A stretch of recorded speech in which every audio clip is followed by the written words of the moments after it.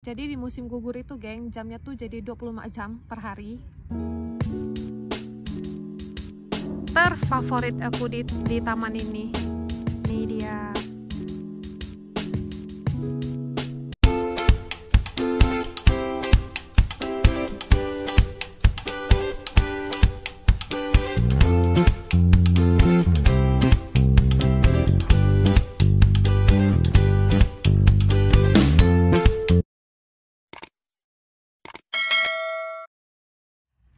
Misami, hey, apa kabar kalian semua hari ini? Kembali lagi ke channel saya, cerita di negeri Alpen.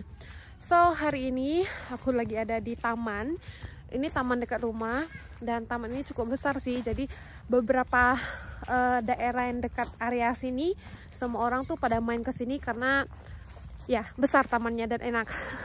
So, sekarang aku mau ngajak kalian keliling taman karena aku bakal kasih kalian lihat gimana suasana musim gugur di Swiss, gimana cantiknya pepohonan di taman-taman selama musim gugur ini ya di Swiss. Tuh, seperti yang kalian lihat di belakang saya, dedaunannya sudah berguguran semua. Dan di depan saya, geng, nih cantik ya. Tuh, jadi apa, daunnya itu menguning, memerah, mencoklat, berubah jadi coklat dan akhirnya gugur. Jadi ini suasana yang cakep banget, yang cantik sekali menurut aku. Dan ya ini salah satu musim yang aku suka ya, karena selama musim gugur ini kita nggak perlu pakai jaket yang tebal-tebal banget, tapi juga nggak panas banget. Jadi sedang-sedang aja. Cuman kalau malam itu temperaturnya juga lumayan dingin ya, sekitar kadang 3 derajat, kadang 7.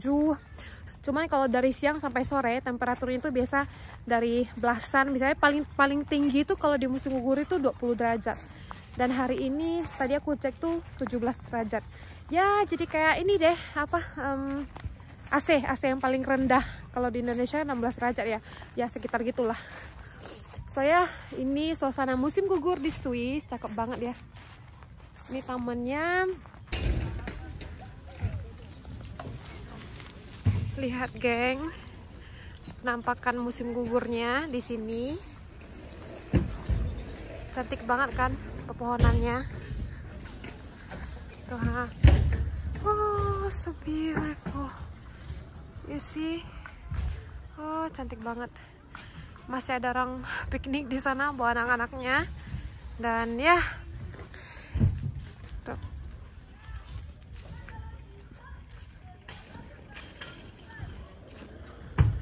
Tuh, cantik banget pepohonannya,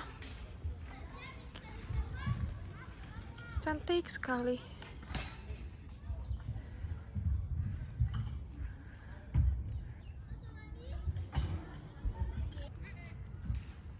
Tuh, ada yang training anjingnya di sana, geng. Lihat, ada 2 anjing. Ya, cantik banget ya suasana musim gugur di Swiss.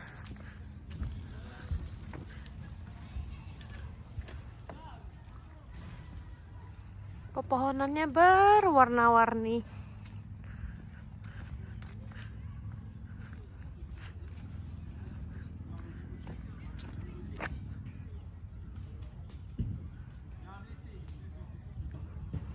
Aduh, lucu banget, lihat. Aduh, lucu banget, serius. Tuh, itu pom deh. Aduh, cari kangen brownie.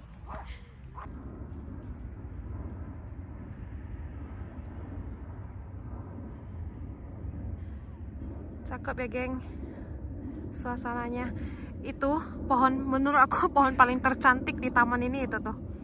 Dari dulu aku suka banget di pohon itu. Cakep banget ya. Nih, jadi ya.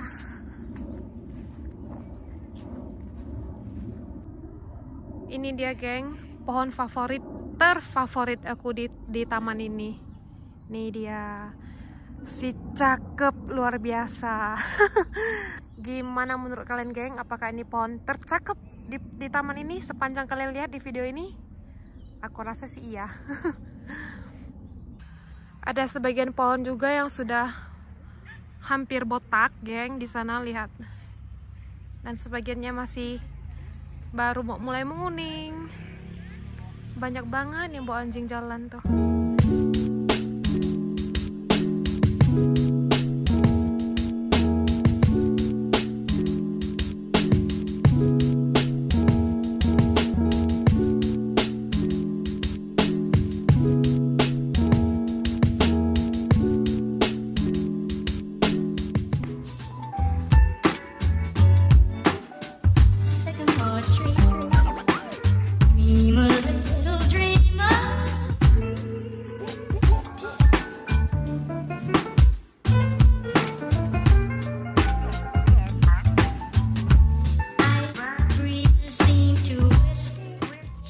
From above, everyday would seem turning into love song.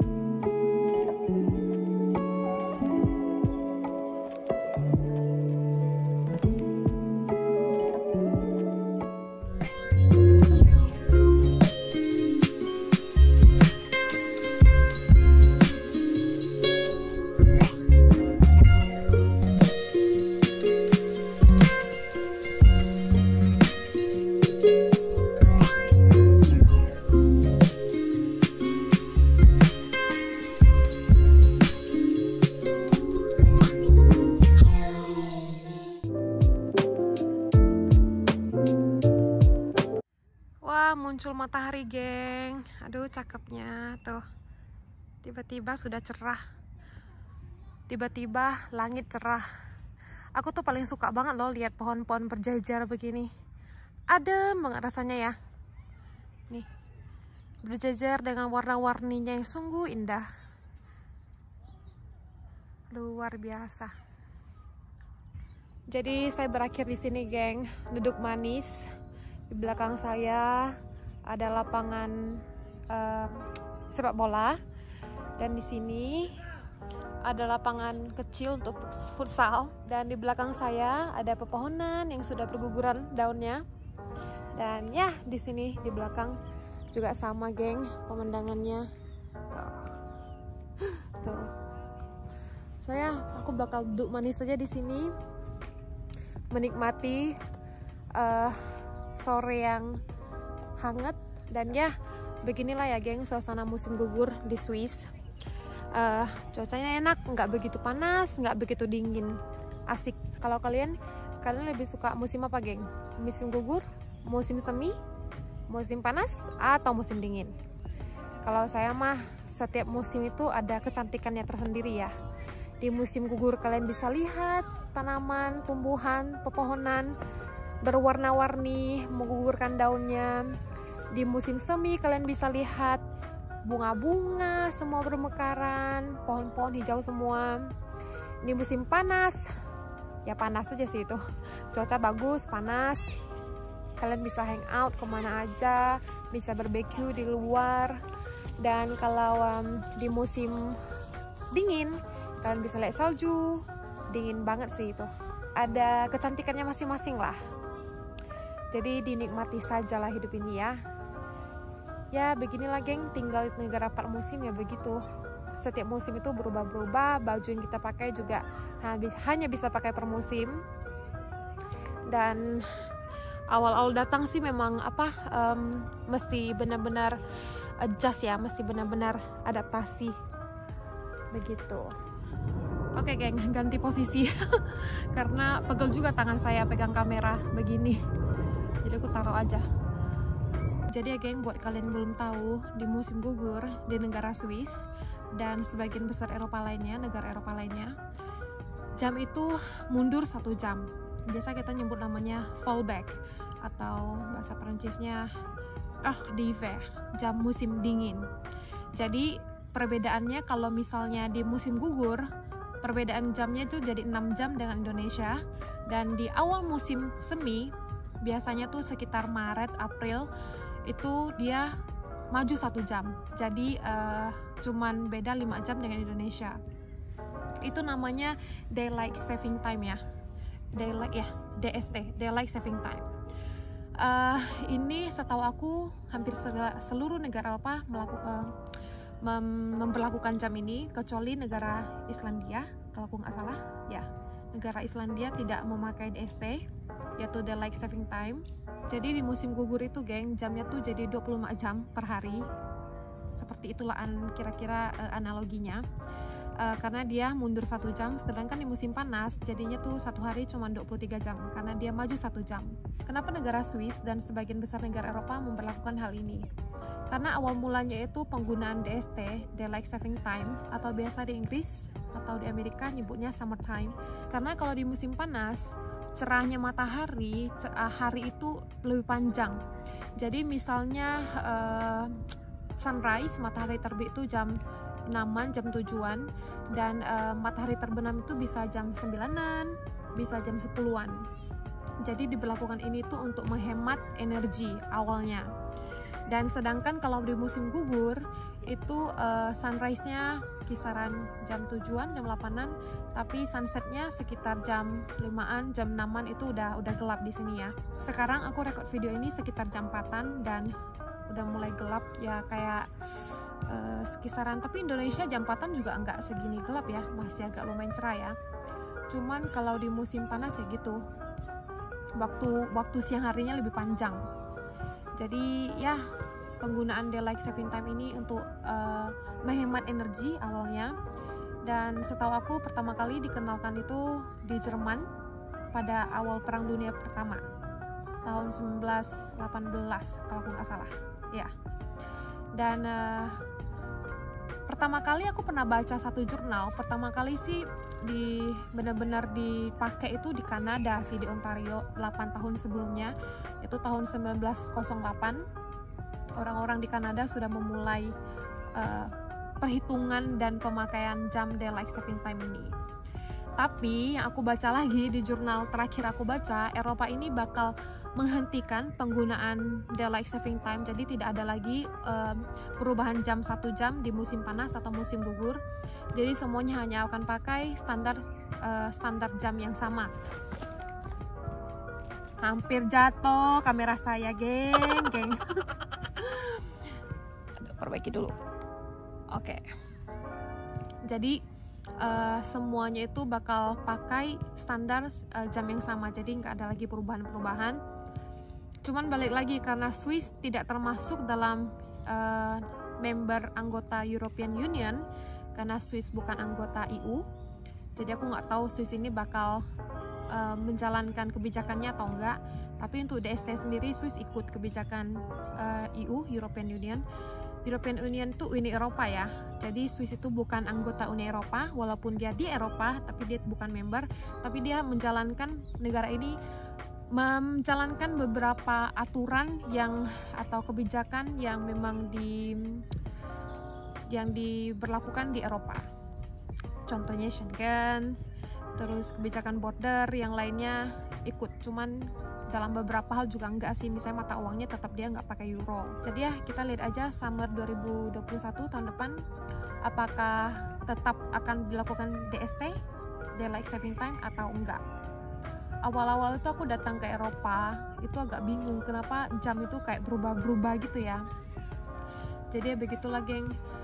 Katanya sih sekarang sudah tidak benar-benar menghemat energi, toh kayak apa ya, orang-orang tetap kayak pemakaian energi itu tetap sama, malah lebih banyak ke kontranya. Misalnya orang-orang jadi lebih capek karena kurang tidur, bahkan perubahan 1 jam itu aja bisa berpengaruh terhadap siklus jam biologis badan kita. Jadi ya aku nggak tahu nih bakal kedepannya gimana.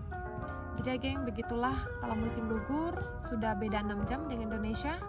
Dan kalau itu setiap tahunnya berbeda ya. DST, Daylight Saving Time, tahun ini mulainya tanggal 29 Maret, berakhir tanggal 25 Oktober. Sedangkan tahun lalu itu mulainya sekitar tanggal 27 Maret, berakhir tanggal 31 Oktober kalau aku nggak salah ingat. Jadi ya setiap tahunnya berubah-berubah, kapan mulai DST dan kapan berakhir DST semuanya berubah ya.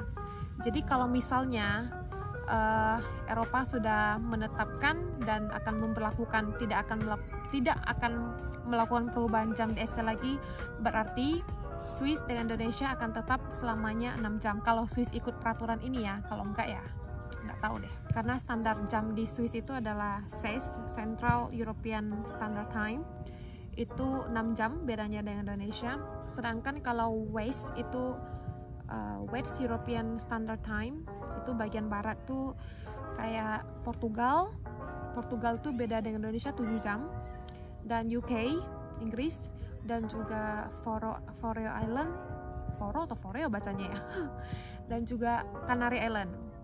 Canary Island itu salah satu daerah teritori Spanyol, tapi dia lebih dekat ke Afrika, lebih dekat ke Maroko sana, ke laut Samudra Atlantik. Kenapa kita bahasnya jadi jauh sekali, geng? Tapi tidak apa-apa, untuk pengetahuan bersama ya. Jadi apa yang saya tahu saya bagikan di sini. Aduh, lihat mataharinya cakep sekali. Aku happy banget sih jalan-jalan ke taman, bikin video tentang kecantikan alam di Swiss pas musim gugur. Ini enak banget, adem, enak banget di sini. Kalau kalian kesini, kalau kalian suka dingin ya datang musim gugur, musim dingin. Kalau suka panas ya nggak usah panas ya, karena Indonesia sepanjang tahun panas ya, 6 bulan maksudnya, 6 bulannya lagi musim hujan. Jadi ya geng, begitulah penampakan musim gugur di Swiss. Ini ya geng, saking enaknya duduk di sini, aku jadi nggak pengen pulang karena cuacanya adem, enak banget. Sampai di sini aja dulu video kita kali ini. Aku harap kalian terhibur dengan kecantikan alam Swiss di musim gugur, dan kalian terinformasi bagaimana perubahan jam di Swiss dan di negara Eropa lainnya. Negara Eropa aku kurang tahu ya, maksudnya di Swiss. Dan ya, kita ketemu lagi di next video. Kalau kalian punya pertanyaan atau informasi apa yang pengen kalian tahu tentang Swiss, tulis saja di kolom komentar ya. Kalau aku tahu aku bakal jawab. Oke, so ya, kita ketemu lagi di next video. A bientôt, bisous bisous.